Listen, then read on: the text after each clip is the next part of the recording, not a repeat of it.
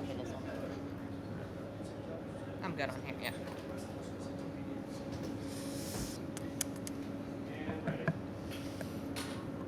Please join me in welcoming Cameron Smith, major champion. Cam, when did you get into town, and what's your experience with this course so far?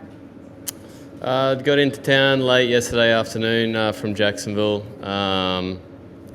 Pretty cruisy flight over. Just played 9 holes this morning, well actually 7 holes this morning.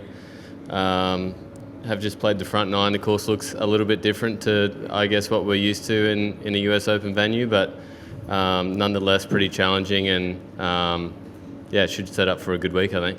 How's your preparation so far? Talk a little bit about where your golf is. Yeah, I feel like it's been trending the last probably 6 or 7 weeks. It's started to feel really good. Had a couple of weeks off at home. I've had a couple of boys, junior guys, come over from Australia, and been able to show them around, play a few rounds with them, and yeah, it's been good. All right, we're going to open it up to questions. Back right here to Andy. You said the course is different than usual U.S. Opens. Could you elaborate on how it's different? I guess we're used to that kind of really thick, juicy rough. It's a little bit different here. I think the Bermuda rough, I think you can get kind of lucky or unlucky. There's patches out there where they're actually quite thin and you can get away with a kind of a bad shot, and other patches where if you're in there, it's no good at all. So I think that's a little bit different. I think the way you go through the hills there a few times. There's lots of shots where you almost have to work the ball into the hill. Yeah, it's a really good challenge, but I think that Bermuda rough is definitely a little bit different. You know, typically we're playing in the northeast and get that really dense kind of wet rough. Right here on your left. Hi, Cam. Obviously so much chat going on about where the world of golf is at the moment, and so many unanswered questions. Are you able to tell us whether you have had assurances that LIV will continue into 2024? Yeah, I really know as much as you guys know, to be honest. I haven't been told much at all. I'm just taking it as it goes along, and yeah, I guess if anything comes up, I'll let you guys know. But for the moment, it's just trying to play the best golf I can and trying to win a US Open. And I know we're dealing in hypotheticals here, but if LIV were to finish this year, would you want to return to the PGA Tour next year? Yeah, I mean, that's another pretty hypothetical question. I'm unable to answer that one. On the right, Adam. What was the reaction like with the other LIV players after the news broke last week, and when talking with your teammates and stuff? What was your kind of first reaction when you first saw the news? I guess the first reaction was, I thought it was kind of a joke that had come out. And then HE gave me a call and kind of explained what was going on. He didn't really explain too much. I think there's still a lot of stuff to be worked out, and as time goes on, we'll get to know more and more. But there's definitely a lot of curious players, I think, on both sides as to what the future is going to look like. You explained why it's going to be a different test with the golf course, but I'm curious, do you prefer that kind of test compared to a normal US Open test, or how do you think it's going to play out this week? I like to think that I play my best golf around kind of tough golf courses. I know kind of my US Open record isn't that great. For me, the driver has always been the one club where gets me in trouble, and the US Open and probably the PGA, the US PGA are really, you have to drive the ball strong, and I think that's where a golf tournament can get away from me, but the driver's starting to feel really good, and I think there's a few opportunities around here to make birdies, so I think that falls into my hands a little bit. Here on your right. Hi, Cam. Could get your thoughts on the par threes on this golf course, specifically number 15 and the dichotomy with the others? I played the front 9 today, so I can't elaborate on anything on the back 9. Can I just ask you any thoughts on a par 3 that could play as short as 90 yards or fewer? On 15, it can play 90 yards? That's good.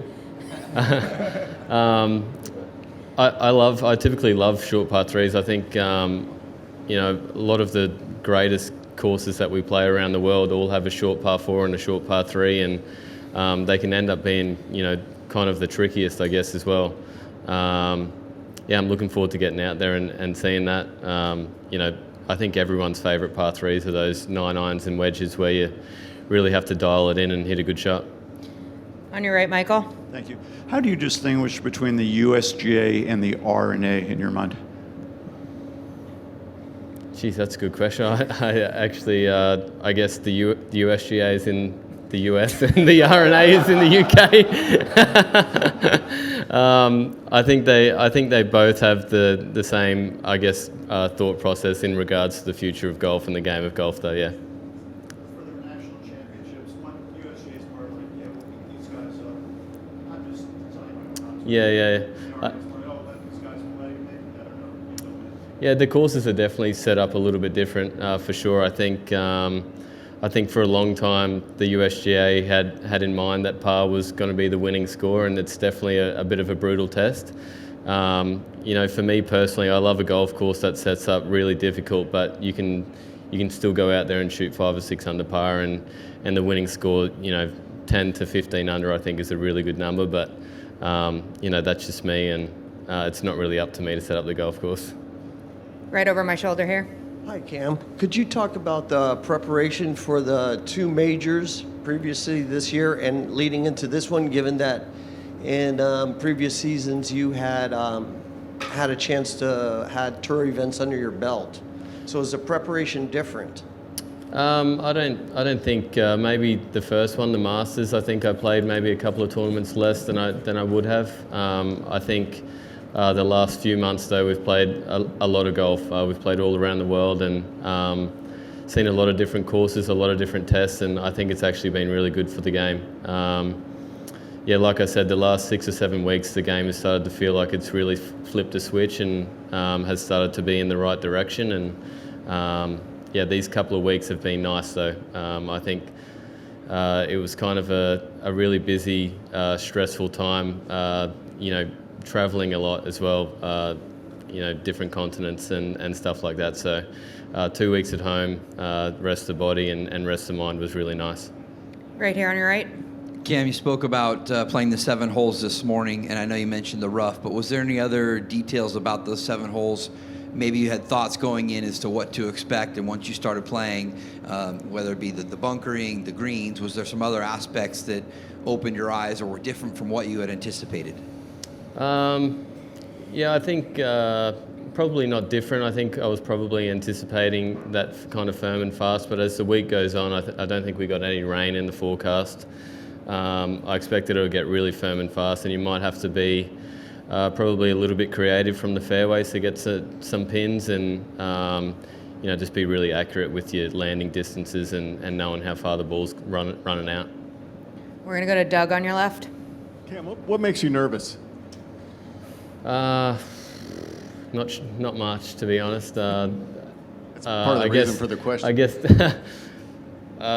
being offshore in a boat and the motor goes out makes me nervous. On the golf course, I think once I get past that first tee, I definitely have a little bit of a nervy feeling on the first tee every tournament. And then, the last day with a lead probably makes me a little bit nervous as well. Any other questions for, right here on your right? Hi. So the PGA, as I'm sure you know, has been under criticism for discouraging players from joining LIV and then merging. Did you feel, any confirmation that you had made the right decision by going to LIV upon the announcement of the merger? I think I've made the right decision anyway. I'm very happy with where I'm at. I obviously made that decision for a few different reasons, but it's too early to say, I think, with what's going to go on here. Like I said, I know as much as everyone else, and it's going to be interesting to see how the next kind of few months, maybe even year, kind of plays out. Stay on your right, back to Michael. Thank you. Phil Mickelson can complete the career Grand Slam here this week. Have you gotten to know him, and what's he like? Yeah, I mean, I've got to know him a little bit more. Phil, I think, likes to keep to himself a little bit. He's kind of had a lot of I guess he's had a long career and a lot of people that have been, on his back for a long time as well. But yeah, I mean, it'd be awesome to see him do it this week. I think the golf course, as far as I've seen, sets up for a straighter hitter, so maybe not. But we'll see how it goes. Perfect. Back on here on the right. Oh, right here.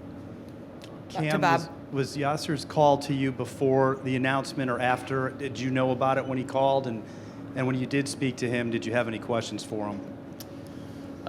It was just before it went on CNBC. It was probably 10 minutes before. He said, "You can watch the interview if you like." I think he was probably calling a few different players, so the call was kind of short and sweet. But yeah, he kind of, I guess, didn't really explain much, but just kind of explained what was going to happen on that day, and there was still a lot of stuff to work out. Yeah. Thank you. Perfect. Any other questions for Cam? Cam, thanks for your time. Good luck this week. Thank you.